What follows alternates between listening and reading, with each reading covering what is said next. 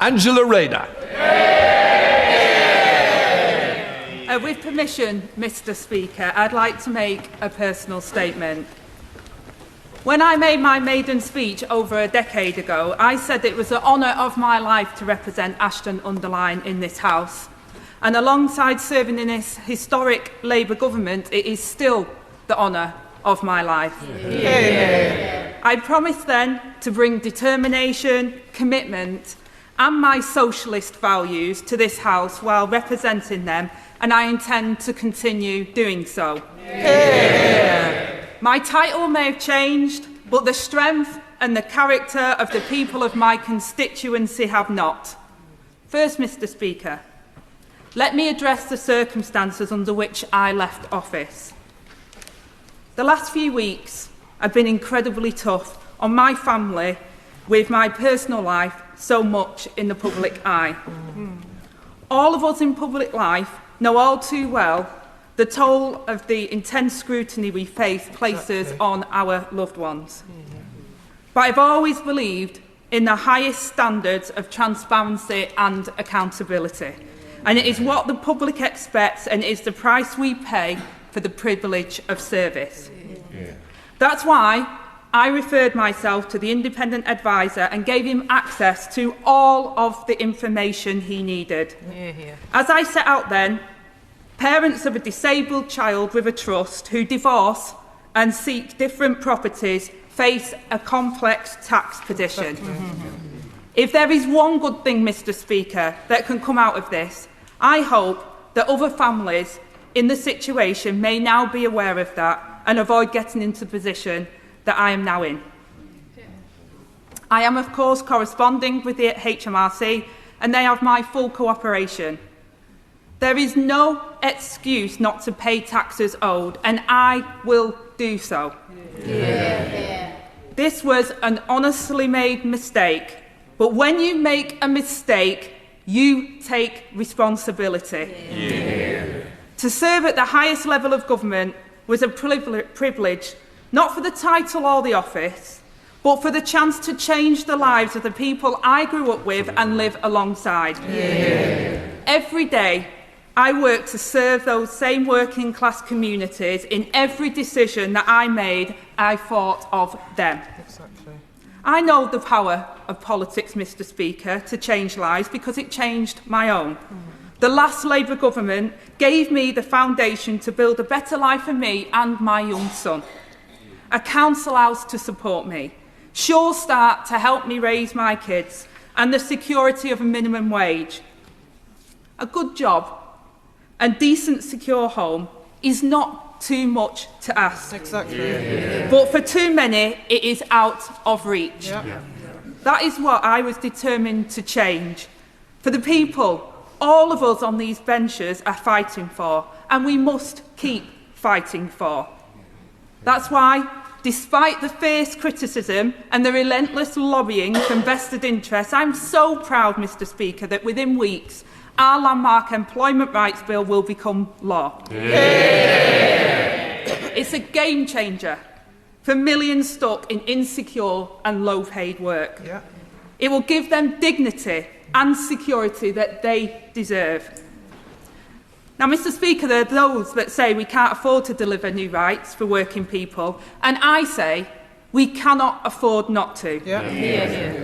Labour is at its best when we're bold, and I've been so proud to work alongside some of the trade unionists who nurtured and supported me to deliver the biggest upgrade to workers' rights in a generation.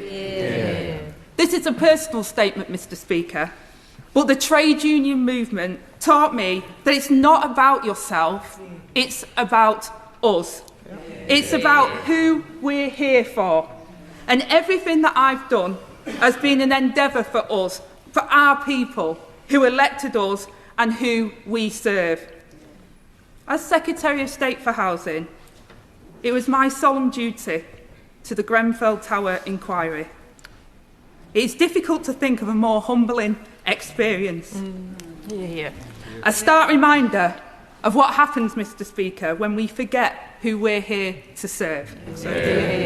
It's been a privilege to work on behalf of those families, and it's why this government will pass a duty of candour. Make no mistake, the Hillborough law is for the 97 and their families.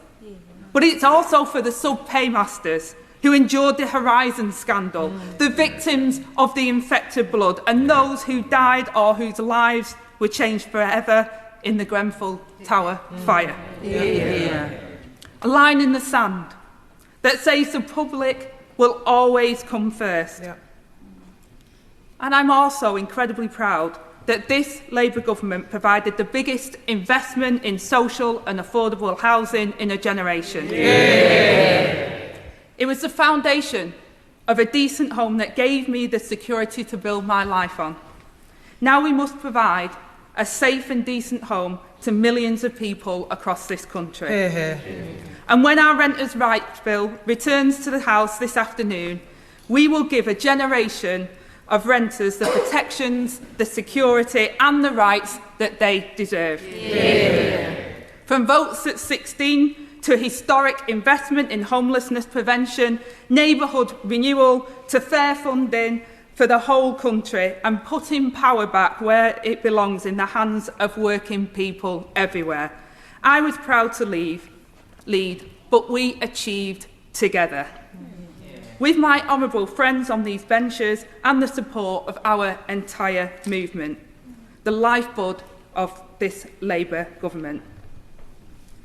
When I think back about how far I've come, I remember when, at age 16, I was pregnant with my child, needing a job and a home. People wrote me off, assumed that I'd be on benefits the whole of my life.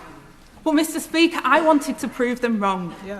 I've carried that with me, whether it's on these benches, at the dispatch box, or representing this country abroad. The support and advice of so many friends and colleagues has kept me going.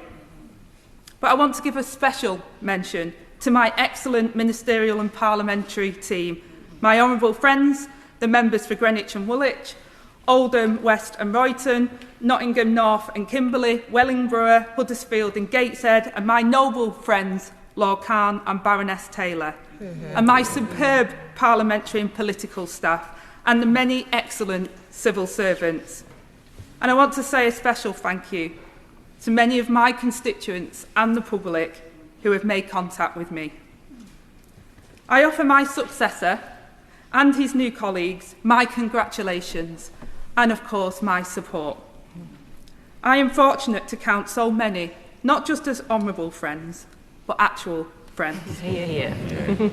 I'll just finish by saying, Mr. Speaker, that in each generation it has fallen to a Labour government to strengthen the hand of working people. In 1945 it was maternity pay and the NHS and homes for heroes out of the ruins of war. In the 1970s it was Barbara Castle and the fight for equal pay. And in the 90s it was the national minimum wage. And despite the opposition, because of the work of this Labour government, we have the opportunity to write a new chapter of justice and fairness for working people. Now, Mr. Speaker, as tough as politics can be, it is nothing compared to what thousands of my constituents and this country face every single day. Backbench or frontbench, elected office is not about us, but about our chance to change the lives of others. And from wherever I sit on these benches, I will fight with everything I have to do exactly that.